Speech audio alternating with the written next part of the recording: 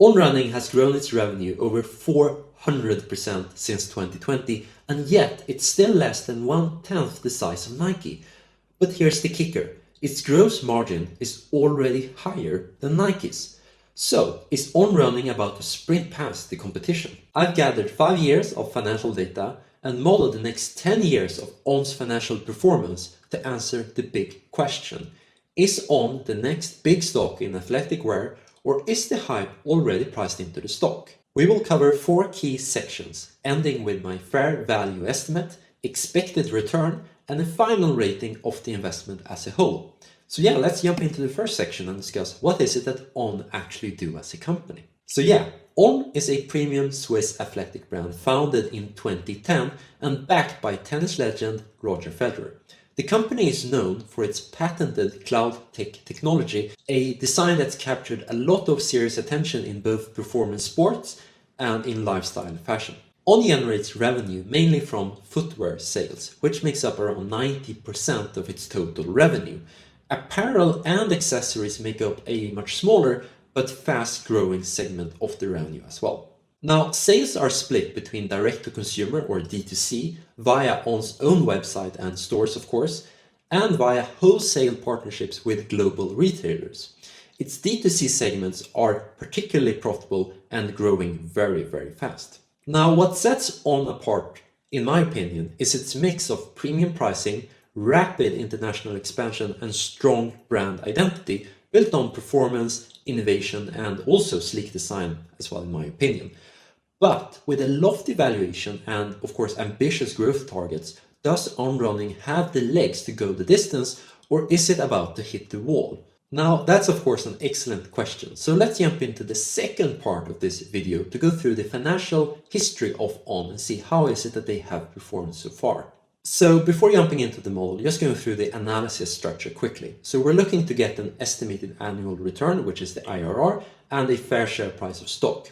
Now, of course, we need a few things to do that. We need an enterprise value price target and a free cash flow to equity price target. And we also need to do a discounted cash flow analysis.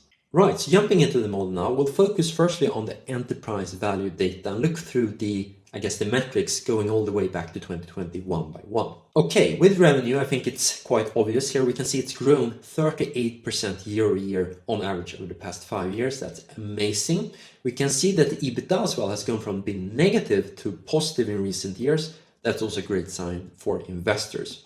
The debt has remained, I would say, quite flat all the way from 2021 to 2024, growing on average 25% per year. Now, the excess cash has also grown nicely over the same time period, not as high, of course, but it's nice to see that the company is remaining a good level of excess cash on its balance sheet. We can see that the market cap has grown at roughly 11% year over year. On average, that is, of course, much slower than the revenue growth and the EBITDA growth, suggesting to us as investors that the company is becoming cheaper, at least on a relative valuation basis. With that said, we can see that the enterprise value has grown in line with the market cap, which is a good sign. They're not too detached from each other. And the enterprise value to EBITDA is roughly 41 times on average, which is quite steep, I would say. Now, looking at the EBITDA margin, it has been roughly 5% on average each year. Now, of course, that includes the 2 first years, which are negative. That's not really a good assumption, I would say. Going forward, I would say roughly 20%, which is in line with the guidance that the company has given for the future years as well. We can also see, looking at the far right, that the debt to EBITDA is pretty much non-existent currently right now. That's of course due to low debt and of course very high excess cash on the balance sheet for ONRunning. Okay, so the metrics are looking quite good so far. Let's go through the second table of data that we have, which is connected to the free cash flow to equity in this table here just below. So yeah, looking at the metrics here, we can see the operating cash flow has of course turned positive in the last few years. That's in line with the EBITDA evolution, I would say. And the capex has been quite steady, I would say. Nothing really stands out, 20 million, 40, 87, 74 currently. So nothing strange there. Debt payments, usually not that high, right? Because they don't have that much debt on the balance sheet. And the shares outstanding has grown by roughly 1.4% year over year. So that's also a good sign that shareholders are not becoming that much diluted as the shares are not growing that fast. With that said, we can see that the average share price has grown at roughly 9% year over year. I guess this has a lot to do with the company listing itself in 2021 when asset prices and stock market was at an all-time high. We of course know what happened in 2022.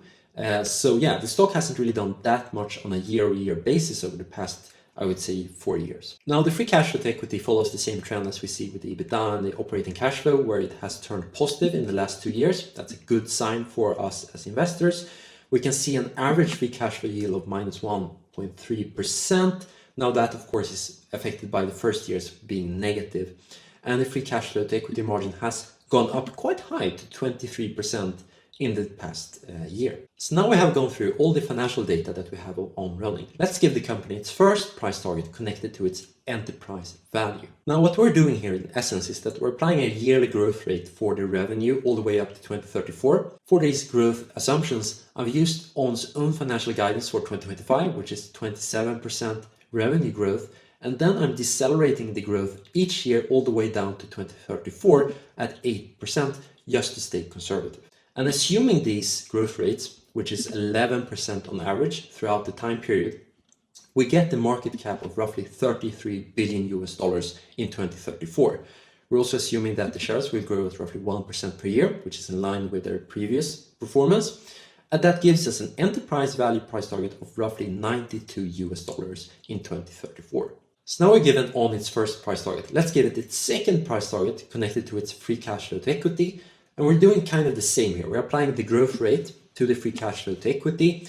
We're implying a long-term free cash flow to equity yield of 2.5%. And that gives us a price target in the year of 2034 of roughly $155 per share. Now, as we have both of these price targets, let's weigh them equally.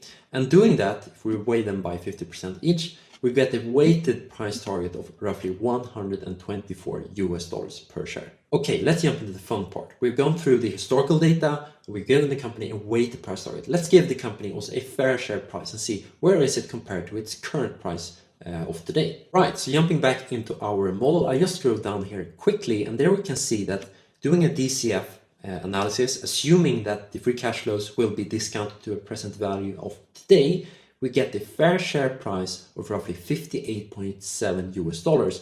And that's quite a good discount, right? Versus its current share price, it's a discount of roughly 35%. Having said that, let's look through the summary of the whole valuation. So we're assuming these kind of cash flows per share going forward each year all the way up to 2034. We also have to buy the stock today and we have to sell the stock at our current price target. And that gives us a cash on cash return of roughly 3.5 times. And that's a IRR, or the annual expected compounded return that we as investors could expect at roughly 17% per year. 17% is of course much higher than what the market typically returns. I'm comparing on to the S&P 500, which typically gives us between 8 to 10% per year on average. Here again, we can also see our price target of roughly $59 and the discount this implies versus the stock's current share price. Now, in addition, we have this table below, which shows us what happens to the IRR if the stock would go up or go down for us as investors. We can see, for instance, that if the stock would go down, which is green, that's good for us, then the IRR goes up to a whopping 25% per year. Now, if the stock would go up by 40%, we can see that the IRR drops to only 12% per year as the expected annual return. So yeah, now given the company a fair valuation, seeing where the stock price perhaps should be today versus the current price, let's also give the investment a final star rating. Okay, so I've given On a final rating as an investment of 4 out of 5 stars. Let's go through all the key criteria and see why it got this particular score.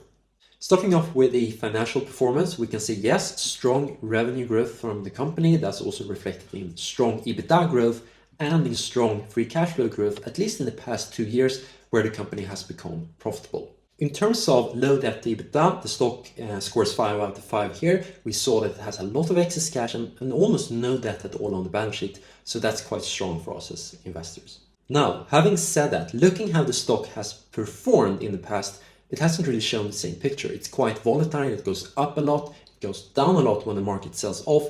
So in that sense, in terms of consistent stock performance, I would just give it 2 out of 5 stars. In terms of valuation, it becomes quite easy to give On a good score. It has a high IRR versus the expected market return, and it's also quite well priced versus its fair share price, which we got from the model before. Now, rounding out with the moat strength metrics, I would say yes, On has strong competitive positioning right now at least. They are taking market share from Nike, Adidas and the established brands, much like Hoka and other smaller brands coming up and taking a lot of market share. At the same time, I would also say that On has a very strong brand and reputation. It has a strong identity, the logo is very recognizable and it's growing nicely across the world. Now, having said that, regardless of how amazing the brand is today, the company is undoubtedly exposed to quite high legal and macro risks. This has to do a lot with tariffs. Of course, they produce a lot of physical goods in Asia. That might affect them. We're also hearing about the consumer worldwide slowing down. That's another headwind for the company, at least in the near term. So, to conclude, I would say yes, On could be one of the next big stocks within athletic wear. We see big players like Nike losing market share. And if you, just like me, think that these smaller brands that are doing well, building strong brands can expand and continue to grow, then yeah, I think this is a great investment to look for. Now, with that said, there are some substantial risks with On. We see tariffs and we see other types of geopolitical uncertainties that can affect these type of companies that produce a lot of their goods in Asia in particular. Now, if you only might have a short time horizon to hold this stock, like 1 or 2 years, then this might not be the best investment for you. But if you're long term, looking ahead like 3 or maybe 5 years ahead in time, this could be an amazing company to hold and definitely one of the best, if not the best retail stock I've come by so far. Thank you so much for watching this video. If you go down to the link in the description, you'll find a full one-pager with all the data I've shown you in this video. You'll also see the 5 years of financial data, the full DCF assumptions, and the forecast summary shown as well. So yeah, please like and subscribe. I'll see you in the next one.